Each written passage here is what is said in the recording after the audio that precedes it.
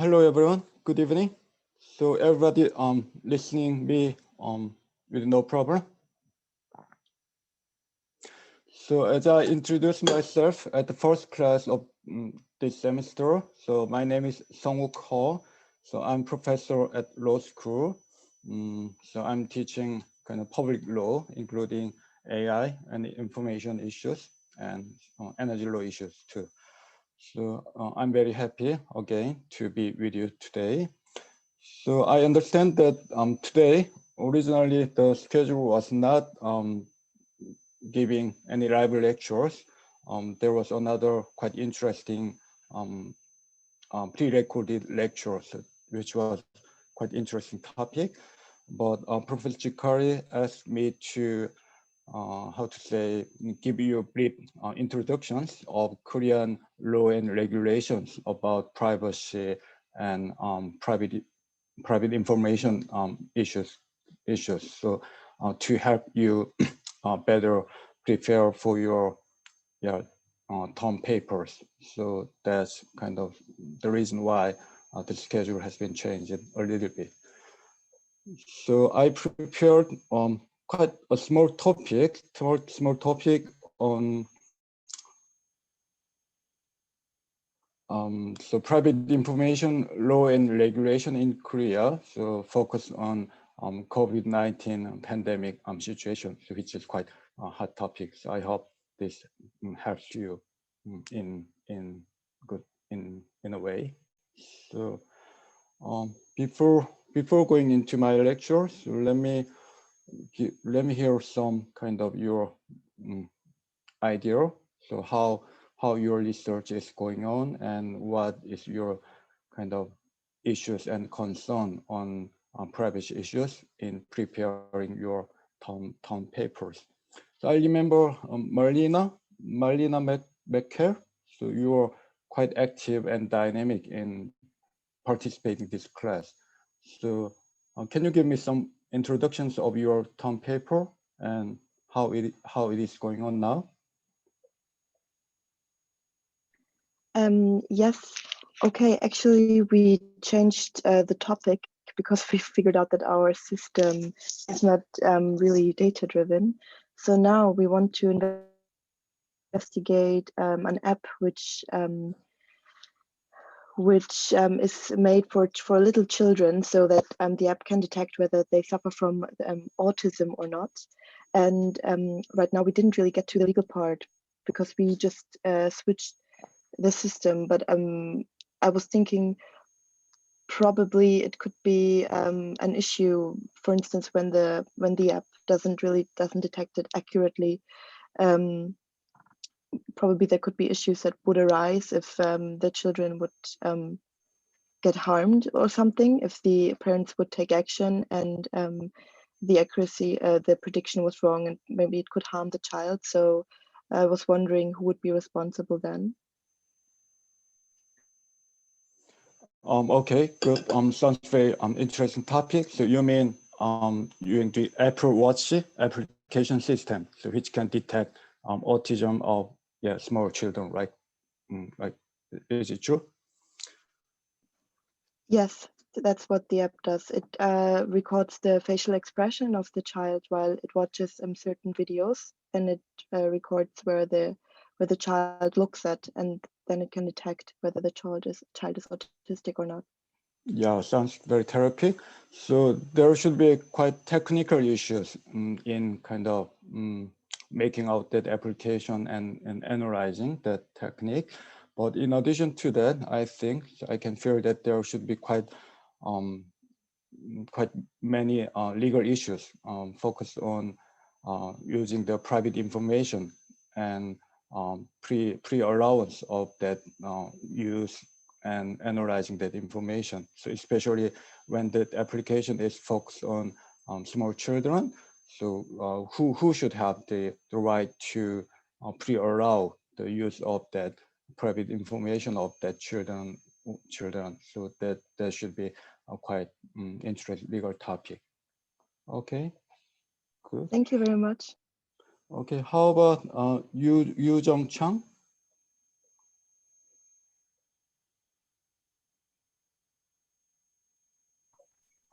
Hello, my name is Yu Zhang, and actually, our group is still like researching by ourselves right now. So like we didn't talk much about deeply about this paper. So right now, we make a like plan to do from this week. So yeah, maybe after this class, I think I have to talk with my teammates more.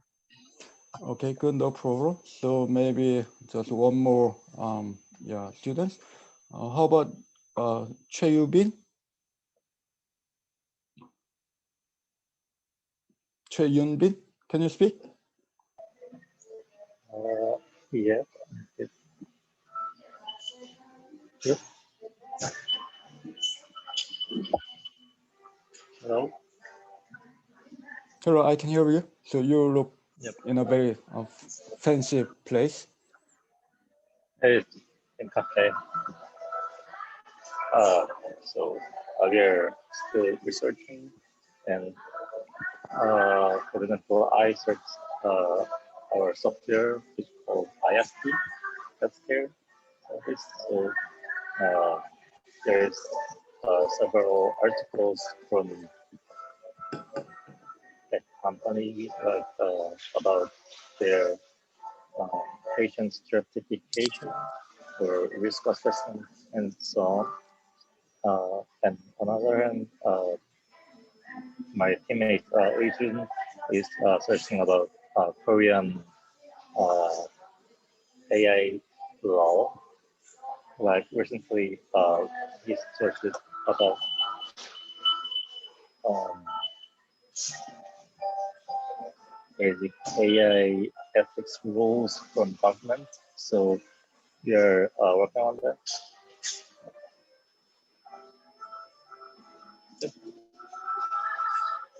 Okay, good.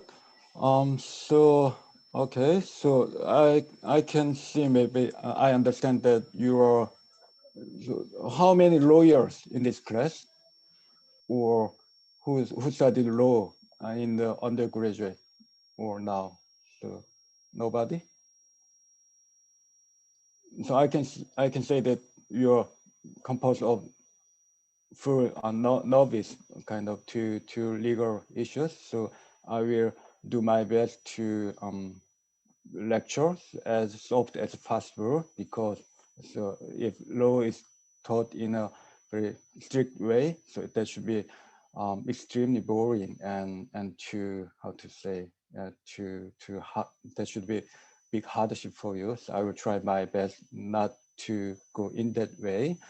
And so while I speak, so if you have any questions or comments, you're free to interrupt. So if I can not see, because I cannot see every one of you, so if Jaewon Chang can see everybody has raised hands or kind of press some icon, so let me know that. Okay. Okay. So I prepared two slides. So this one is the protection of privacy under the COVID-19 pandemic. So the another one is, I'm sorry that it is written in Korean, but I will my best to translate in easy English. It's about the revision of so-called Data 3 law, and it's a revision which happened quite recently. So which is governing the data and privacy information and big data in AI issues in Korea. So up until now. So I'll talk about these topics in about 30 minutes, then do some Q&A sessions and wrap up this class. So the first material is composed of these 6 sections. The first one is the overview of privacy protection law in Korea. And the second one is privacy protection under pandemic. And it is related to section 3, which is risk management and privacy. And the first topic is liberty and right as fundamental conceptions of public law surrounding the privacy issues. And section 5 is about privacy as liberty and right under pandemic.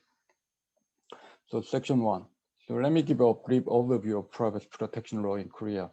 So because Korea is one of the, how to say, civil law system, which is different from common law system, like United Kingdom or United States.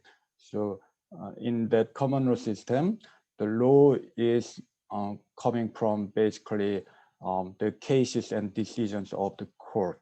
So every issues, when there is kind of dispute, that dispute and the cases go to the court, and that case is tried by jury and judge, and it comes to decision. So, and that kind of many decisions are collected, and which is composing so-called common law system or common law regime. So compared to that, the civil law system is coming in that from, how to say, legislation and constitution, so which is composed by Congress. So in that sense, in Korea, the highest legal regime is the constitution. And the Korean Constitution, Article 17, is prescribing about the protections of privacy of people. And it says the privacy of all citizens shall not be infringed. So in this context, that privacy was not originally intending to be the privacy in the internet or online community. So because that constitution law framed quite a long time ago, before that internet were first introduced. So that was kind of more physical privacy, like trespass or nuisance or intrusion to other people's place or something like that. So in that sense, Korean Constitution is protecting the privacy of all citizens, and it says it should not be infringed by other people.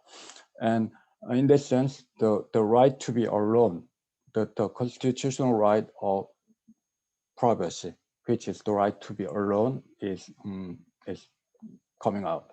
And it is more influenced by, so Korea is basically the civil system, but after, how to say, after liberation from Japanese, with the economic development and globalization, so Korea has been much influenced by United States.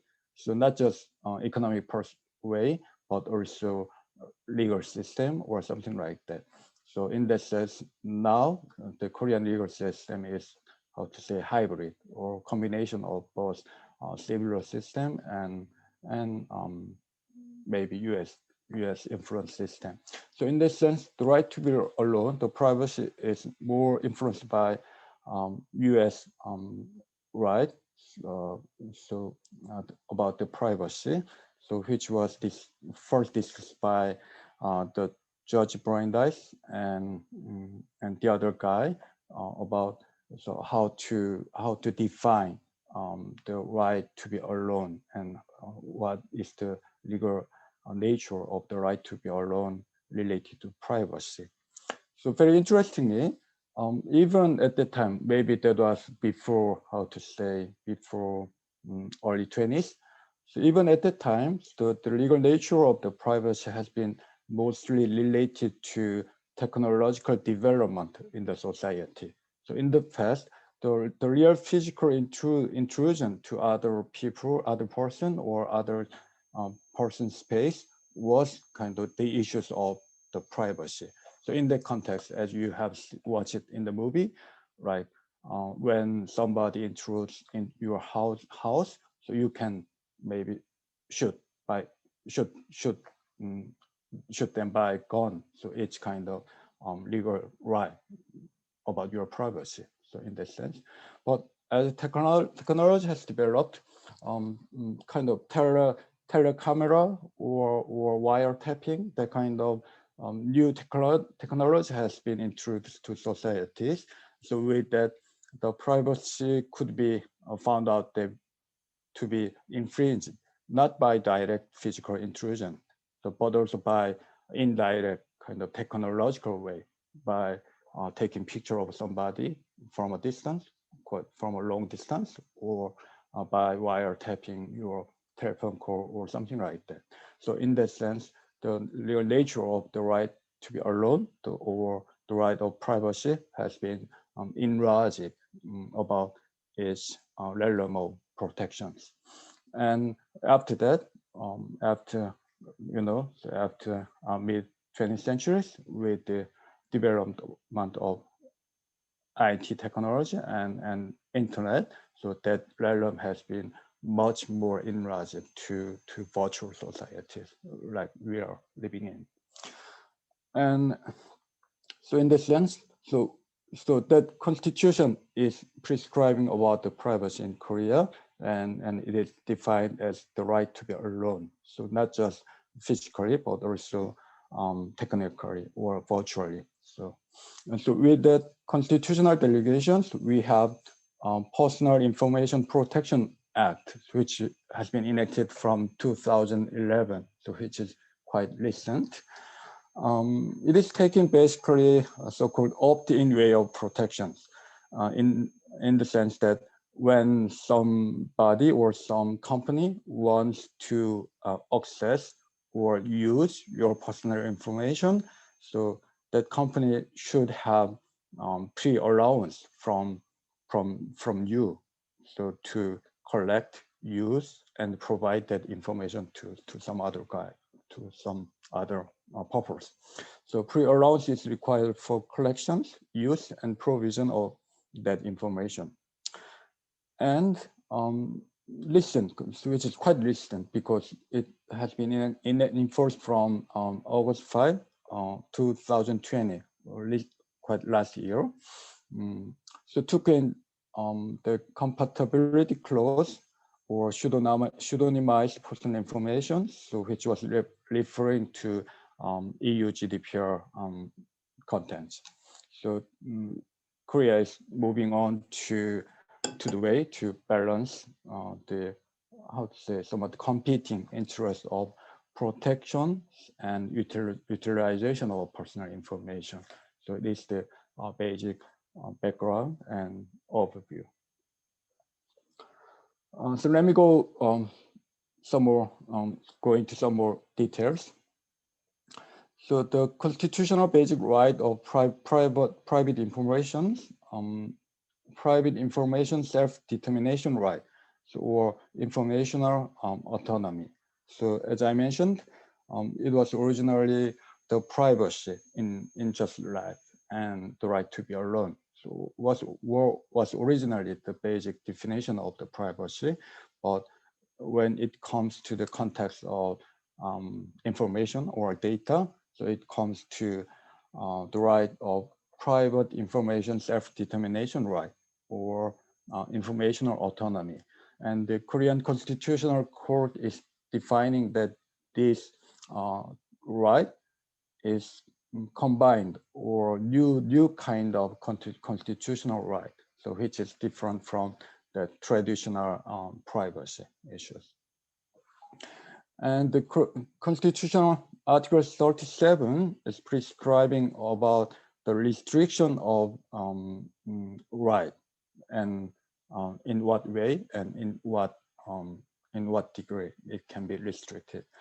And the first item 1 is prescribing that freedoms and rights of citizens shall not be neglected on the ground that they are not enumerated in the Constitution. And the number 2, the freedoms and rights of citizens may be restricted by act, so which means legislation passed by the Congress. So only when necessary for national security, the maintenance of law and order, or public welfare. And even when such restriction is imposed or restriction is allowed, no essential aspect of that freedom or right shall be violated. It's a basic prescription about restraint of constitutional right in Korea. So in this regimes, the privacy, including the internet or informational societies, so your private information, privacy about your private information is protected by constitutional right, but it can be restricted when there's some necessity for national security or the maintenance of law and order or public welfare. So this is the basic scheme. Okay, so which was quite brief overview. So is there anybody who has questions or comments to add?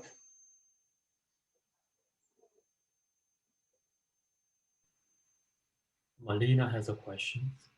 Okay, good, Marlena. Yes, I was wondering what the essential aspects are of privacy, because when it says that it can be restricted in times of national as like for national security, what are then the essential aspects? Oh yes, wonderful questions. So here, so this constitutional article 37 is not just about the privacy. So it's about every kind of constitutional right, including of the right of your freedom to your body or your life, or the right of property, or whatever kind of the right to environmental right, something like that. Everything is included in this constitutional article 37. So, and it is allowing the restriction of your constitutional right when there is kind of recognition that there's some necessity for national security and the other two. But even when under that condition is condition has been fulfilled, the degree of restrictions has its own limit, which means that the essential aspect of the freedom or right should not be violated. So of course, how much or what is the essential part of that freedom or right is another issue that should be solved by many cases or many academic discussions between scholars and lawyers. But so the Constitution is the minimum limitation. So when we go to the right to property, for example, so I'm not sure how many property or assets, Marlena, you already have, but so okay, your real right to your property, including immovable assets like land and building, is kind of very much highly protected in Korea too. But so when there's a necessity to use your land or building for public purpose, like national security or some kind of public welfare, the nation or the government can seize your property. It's allowed by this constitutional article 37. But even under that conditions, this means that there are some limitations on that restrictions, like taking your land or property, so without compensation is not allowed by this article 37. So in that sense, the essential aspect or the minimum of that protection is when the government can seize your property, the government should make full compensation to that, to be allowed that limitation of your constitutional right. So in this context, the essential aspect of that property right can be the full size monetary compensation of that asset.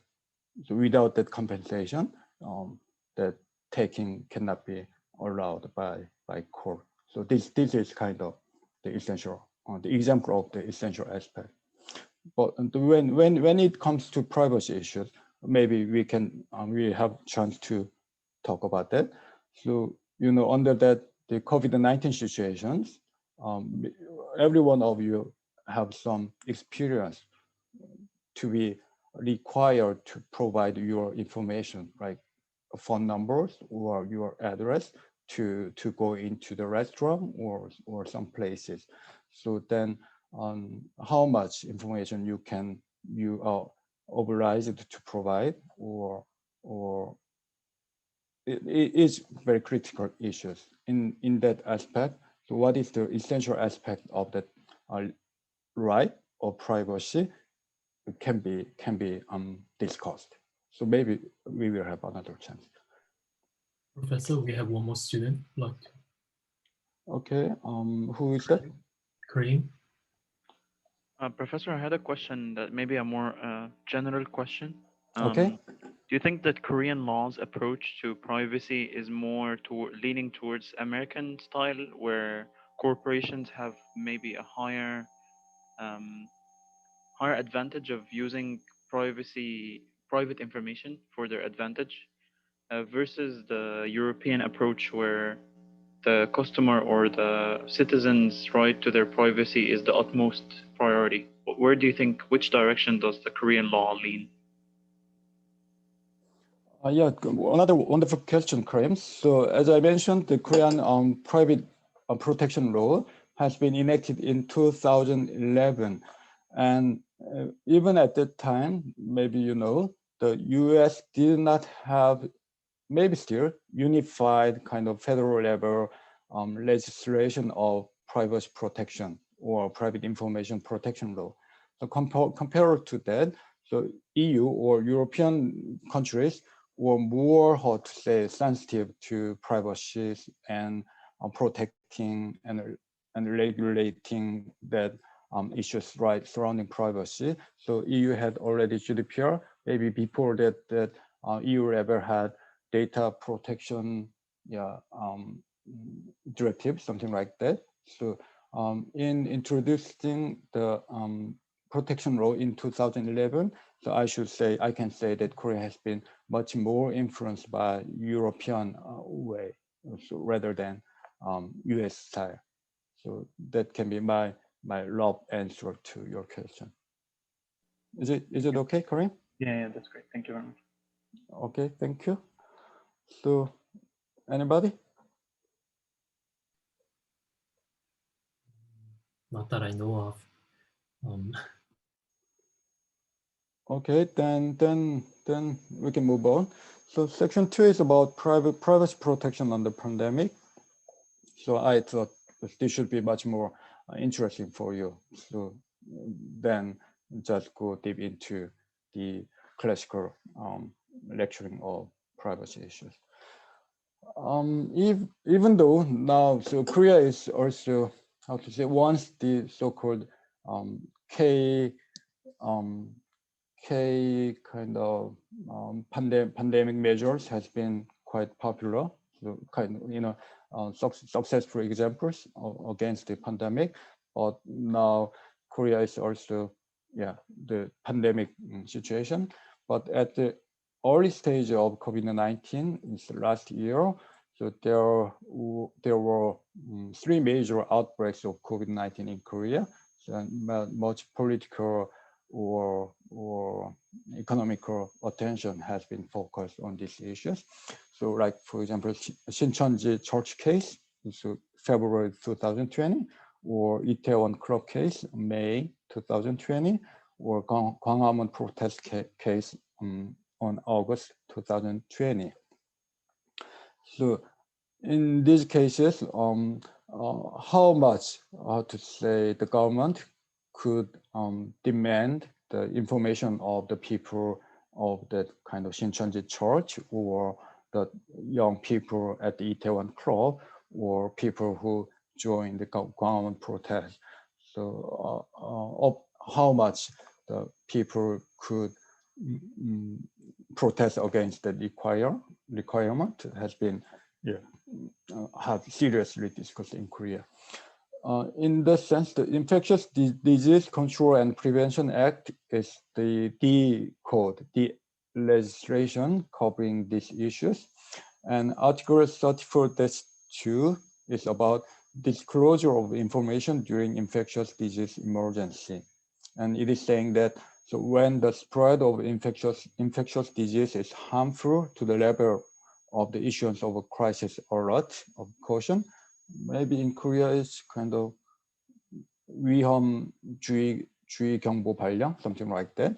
So when the situation goes to this level, the Ministry of Health and Welfare shall promptly disclose information such as the movement path or the transportation means and medical treatment institutions or contacts of patients of the infectious disease or patient, right? So with that delegation, so we have daily notification around us when some patient happens. So the movement path, transportation means, or medical treatment institutions, or the places or restaurants visited. So that kind of information is provided. And Article 76-2 is about request for provision of information and verification of information.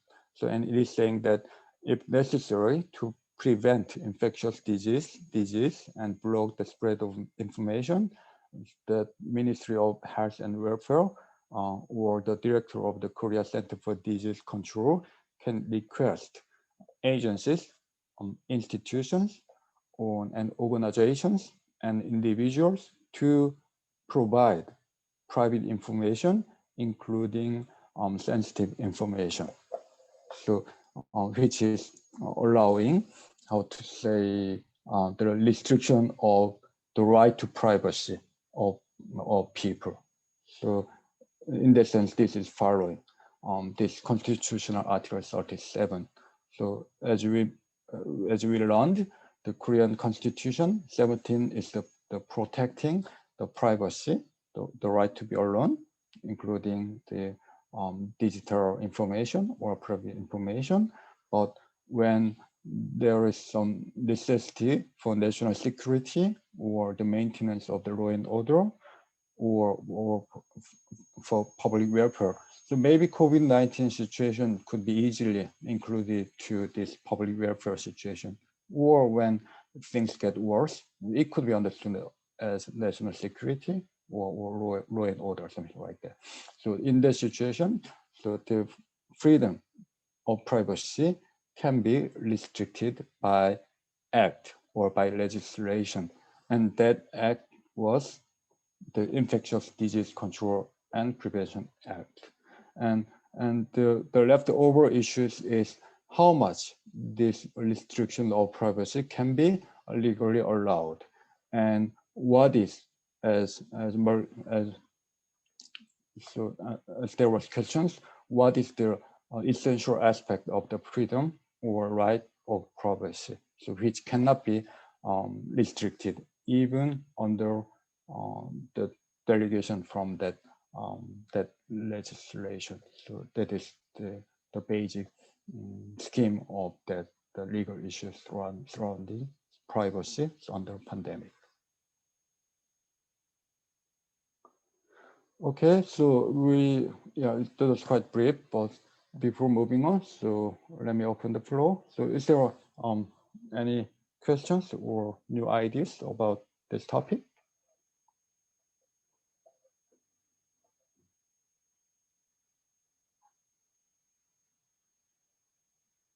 So I remember, so at the early part of this class, maybe one or two of the students were wondering about when entering the restaurant. So some kind of differentiation issues or something like that. So I'm not sure. I had a question about not when entering the restaurant, but when the data is used for contact tracing. How is the data dealt with after the contact tracing is done? So if someone is found to have coronavirus, and then they start to trace their motion, right, in order to detect whether he's been in contact with other people.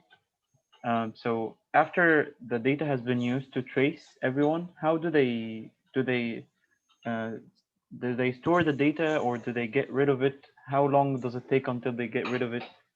I had this question. Yes, so another wonderful question. So before going to answer, so is there anybody kind of have another question, maybe related or not to these current questions?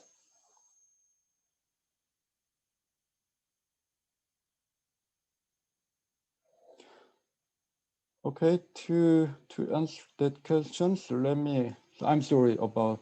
Yeah, this is maybe this should be Korean.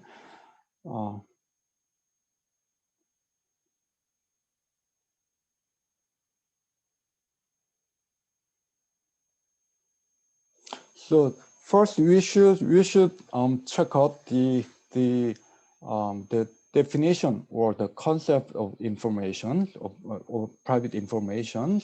So, and it is the definition of the private information in Korean law. So that should be quite similar to European or US style. So maybe Korean already have in your mind. So it is saying that the private information of the information about a person, for example, name or social security numbers or image or video, so through which the that person can be identified.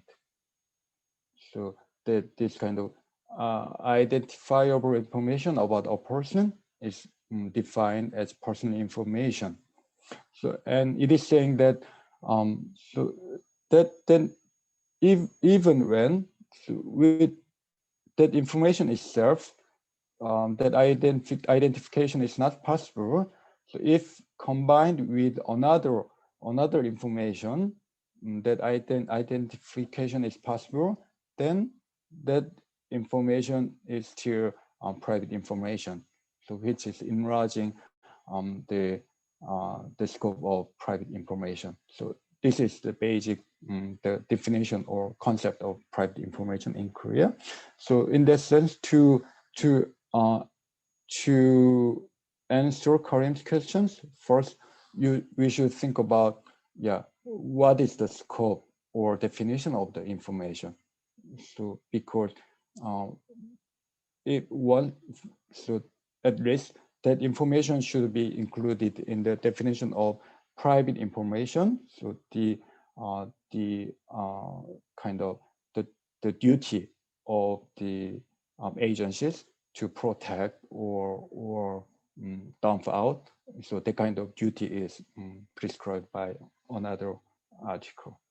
So in that sense, we need to check out that definition. And then Article 15 is about the collections and use of that private information. So it says that the how to say private information how to say 처리자, how we can say in English, the how to say Person who processes the information. yes, so the person in charge of that information, so I can say that. So the person who collected or using that information, so they can be company or the owner of restaurant or the government officials. So that kind of people can be this person can collect and use only in that purpose, the private information. So the first one is when he got the pre-allowance from the owner of that information. And number two is saying that when there's some special articulation in act or it is necessary to follow legal duty. So and the maybe the COVID-19 situation, maybe, yeah. So mostly about that number one, so the pre-allowance of the owner of the information. But when there's no pre-allowance of the people, the government agencies can collect this information by Article 15.1.2. So firstly, the government officials or the owner of the restaurant have to follow their legal instructions and to collect, use, and to provide to the third party. So this is the basic scheme. And when that company or government officials violate this duty, so he or she can be under the legal liability of damages claim, which is prescribed in Article 39, or he can be penalized by administrative measures, or even in some cases by criminal penalty. So that is maybe the basic scheme to protect the legal duty of that information. So in the sense, when maybe current questions was that once that information has been collected, so what happens next? How long they can have it, or how, in what way they should erase that information or something like that. So it's about this legal prescription. They have to follow their legal requirements. So not enough, but so the begin. I can say this is the beginning of the answers to current question. Is this could be okay? Yes, I think it's clear so far. Okay, so quite good topics, and I have many other another stories too about these questions. We will do that in another classes. Okay, so anybody else?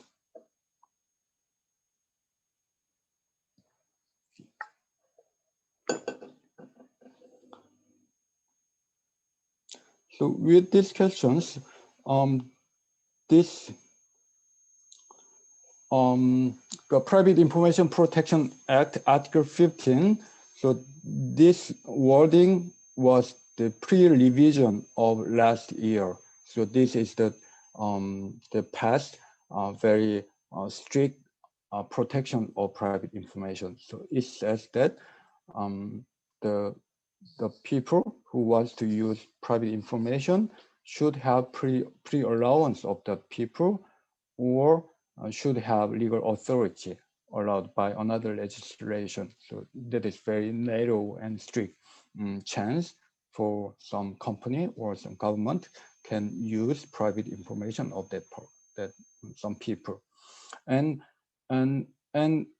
with these restrictions, that information can be collected, and only within that purpose that information can be used. So if some information has been gathered by purpose A, but that company wants to use that information to some other purpose, like that, how to say, so like company Apple was collecting the pre-allowance of use of information when they sell the Apple Watch or iPhone, but somehow Apple developed some, how to say, healthcare applications, and they want to use that information for that purpose, then they should acquire another separate pre-allowance for that purpose. So that has been the legal regime in the past, and that was quite narrow and strict, I can say.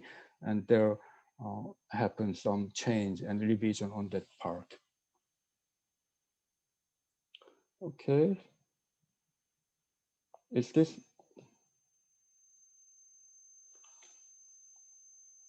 So is there a question, or somebody did chat about?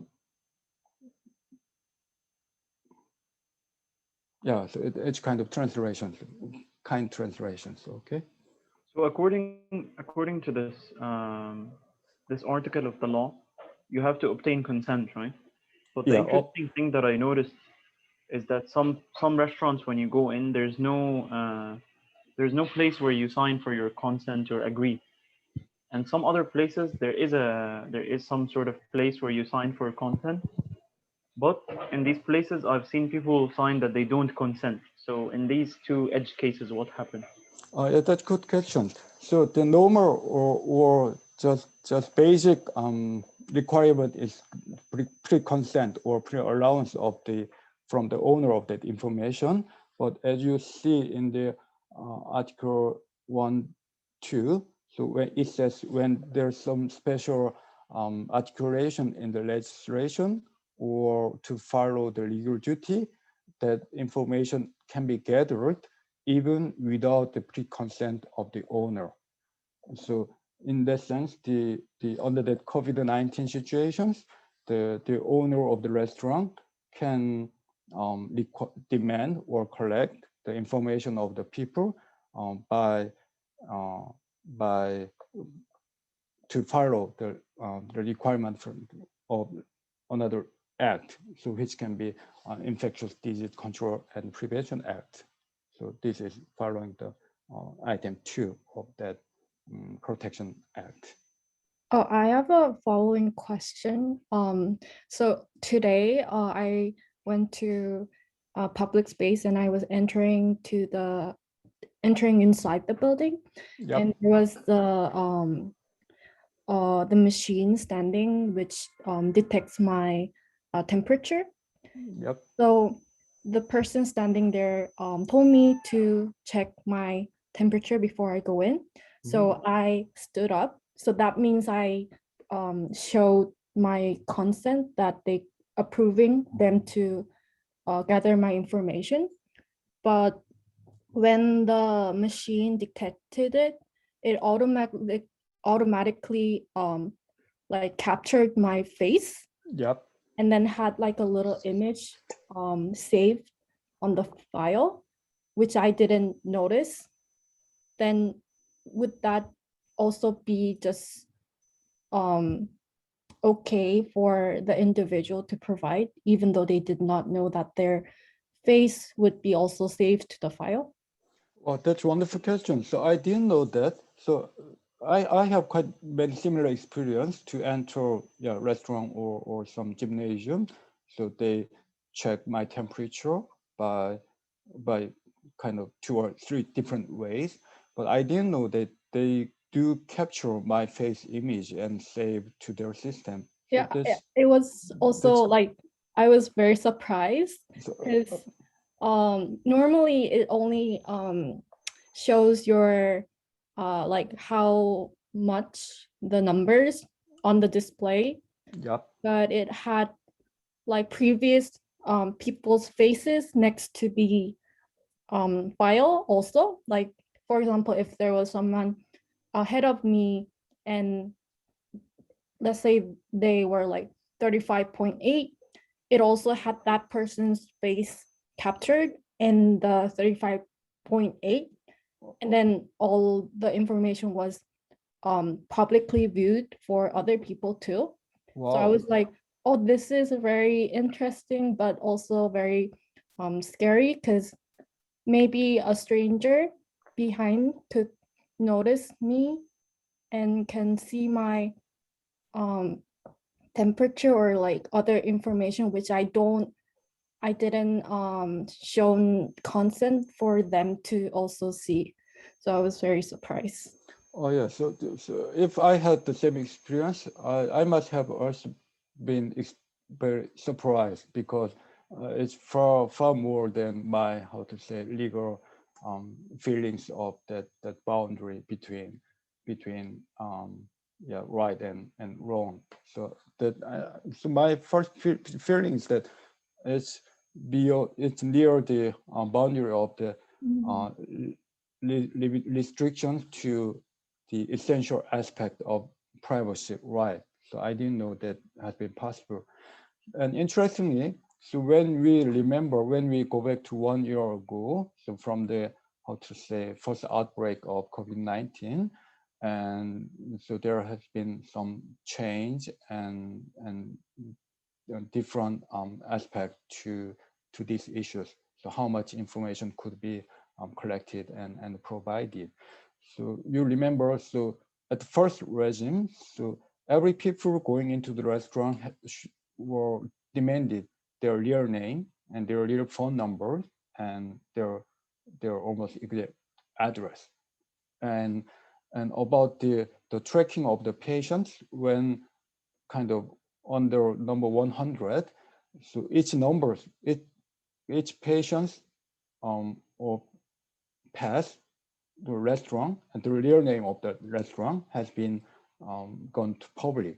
And I remember some of that restaurant has go bankrupt because of that issues. But you know, now we have different attitude, but and that attitude is also changing. So this is basically about so how to interpret the legal constitutional wording of the essential aspect of legal right of privacy. Of course, the legal right of privacy is protected by Constitution, but even under the necessity of public welfare or necessity for national security, that right also can be restricted. But still, the essential aspect of that legal nature cannot be restricted, even by act or by government. So this is the basic scheme. And so we are having interesting discussion about what is that legal essential aspect of privacy or protection of private information issues. Okay, but so I can say that the capturing of your face and saving to their system, I think that goes too far. So I would not get that go restaurant again. Okay, so if there's no questions, so let's move on one more step. So this is quite interesting topic. So it's very tragic, but yeah, legally quite challenging new issues are raised or surrounding these issues. And this is about the risk in modern societies, risk management issues and privacy. So we know we are living in the risk society, as Luman has mentioned, and you know, so-called risk is how to say, like climate change or global warming or genetically modified food or COVID-19. This kind of event are defined and described as risk in modern society. And these risk issues has the choice on the uncertainty as its essential part. So in this aspect, so we are facing the limits of traditional tools of agencies or governance system. So as a nation or the government, we have many tasks to take actions against, like maintaining the police or defending our country from kind of foreign enemy, or kind of helping some people in need or kind of social welfare governance system. So this has been the main role of government or nation. So police state or social welfare state up until maybe 15 years ago.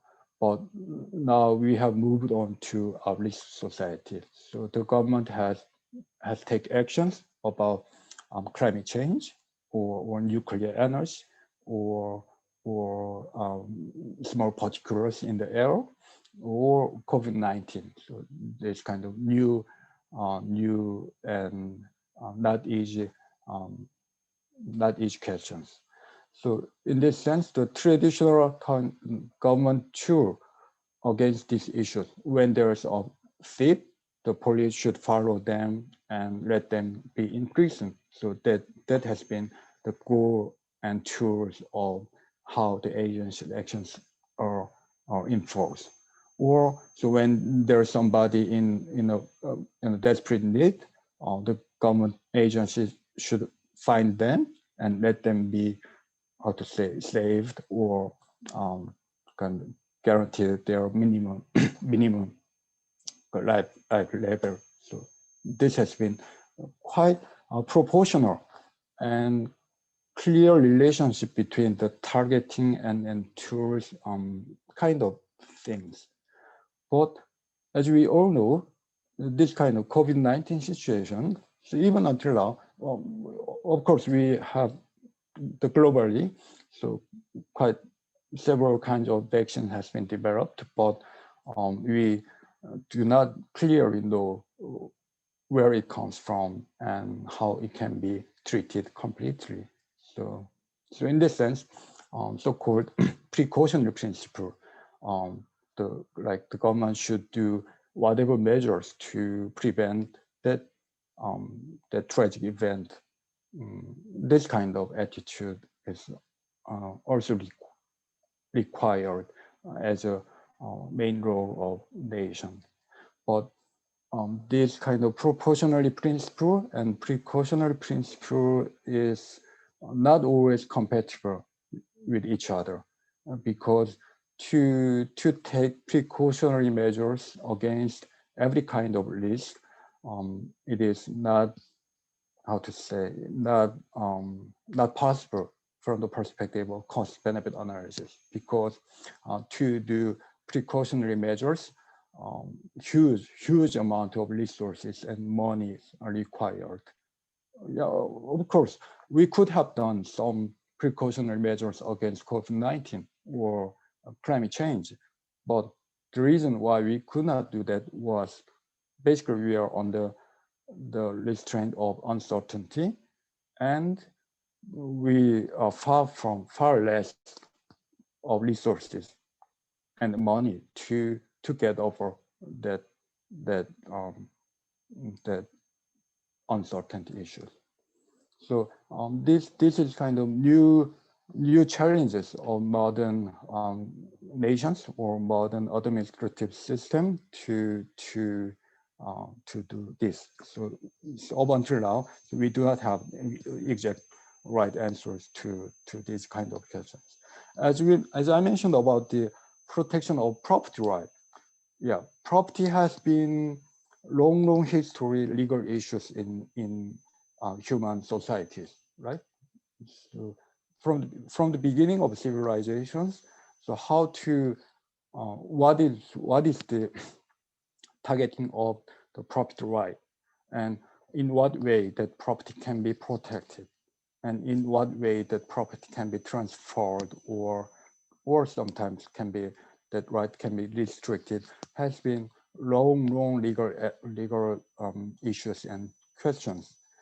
And I can say that in the year of 2021, so we including Korea, so in most advanced countries, we have quite developed, quite established a system on that issues, how to protect legal right, and in what way that can be taken by the countries, or to do that taking, so how much compensation should be provided. So we have quite detailed and concrete contents on these issues.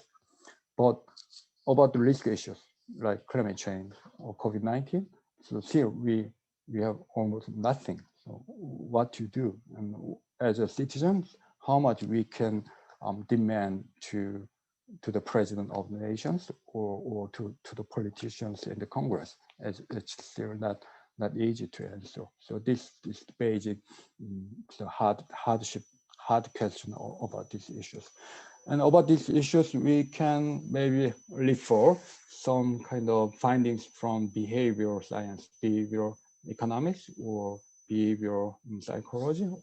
So in that context, so we can rethink about so-called rational choice or rational choice theory, maybe to some of you, which can be quite familiar topics. So we need to think about that topic in some different perspective.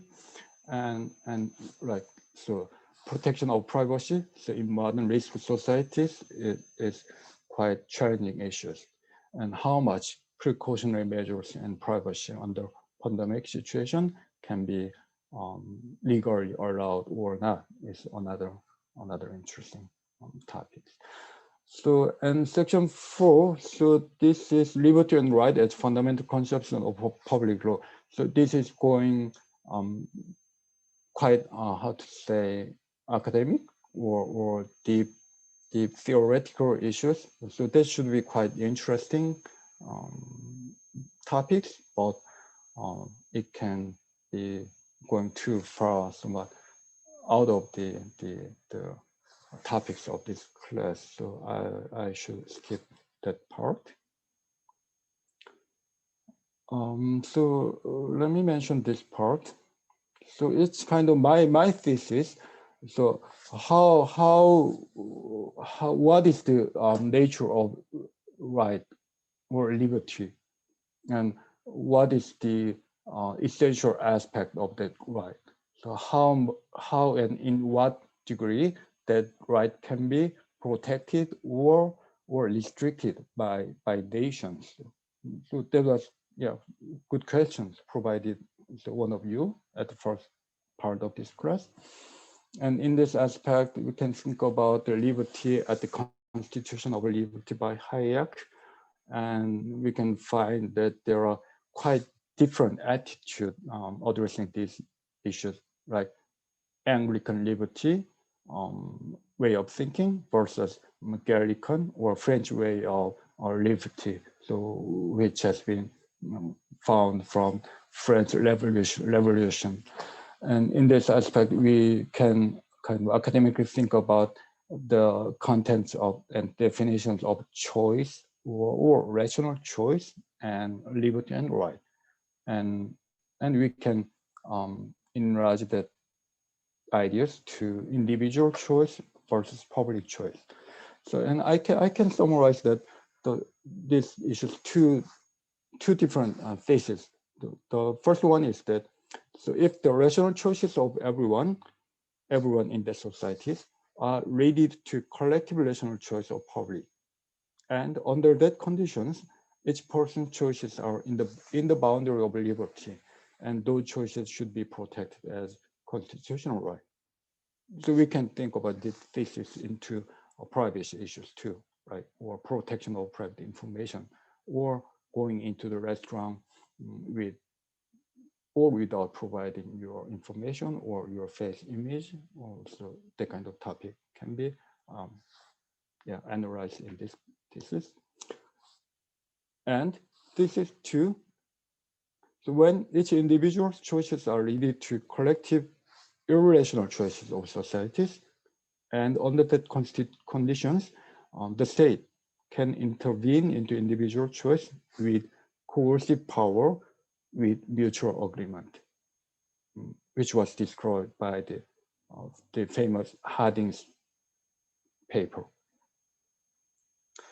So maybe the scenario 1, so the thesis 1, the examples of the scenario 1 can be like this one, right? Perfect competitive market for economic efficiency in the market mechanism, or the political system with perfect functioning for political efficiency to reaching out the maximum efficient or just resource allocation of the societies. So in that scenario, so each individuals, whether be it in the market system or a private system, or whether be it in the political system or in the public system, so each individual choice, whether it be the choice in the market or whether it be the choice in the politics, like voting in the elections or something like that, then each individual's choices are leaded to collective rational choice, kind of the perfect wireless equilibrium of the market, or kind of perfectly well-functioning democratic system of some country. So this can be the examples of that scenario one. On the other hand, scenario two, like for example, the prisoner's dilemma situation. So each prisoner is doing his best to make his own rational choice, but under that dilemma situation, each prisoner's perfectly rational choice leaded to collective irrational choice or tragic outcome, which is both of them going to the jail for a very long time. Or so when there's some market failure situation, like externality or public goods, or how to say, monopoly or asymmetric information. So when these kind of market failure situations, each individual's rational choice, like kind of environmental issues like that, even each individuals are doing their perfectly rational choices, but the combinations of each individual's rational choices are leading to collective or societal irrational choices. So this can be the scenario number two. Like that, the Hadith, the tragedies of commons. So each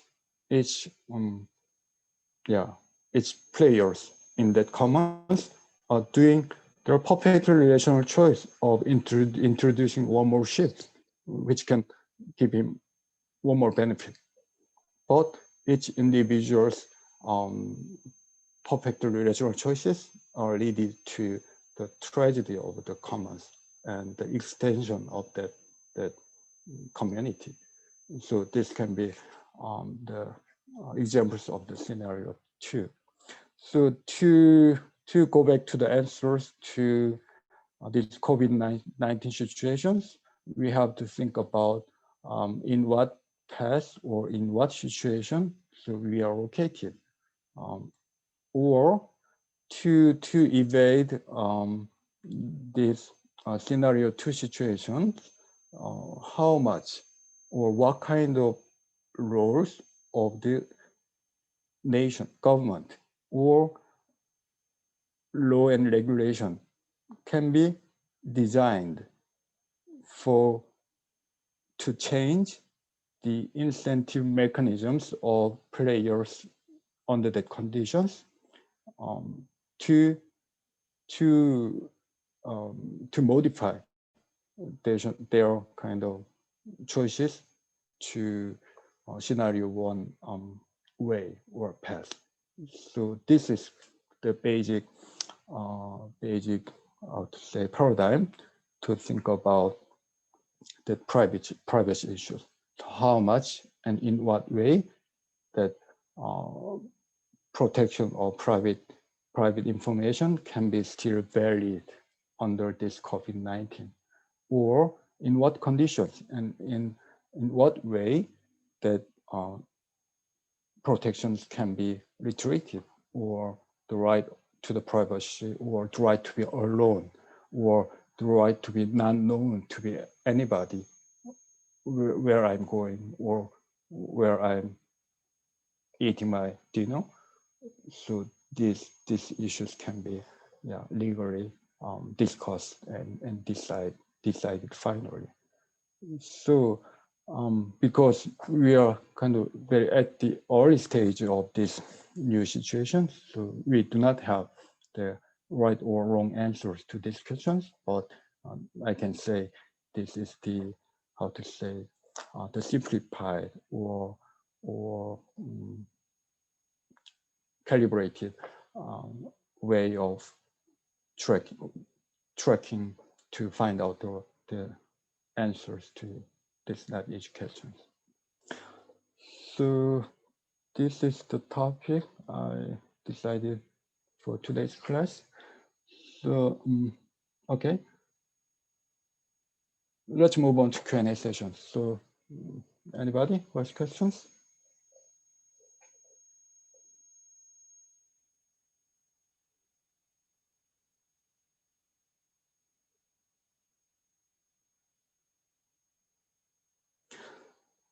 Okay.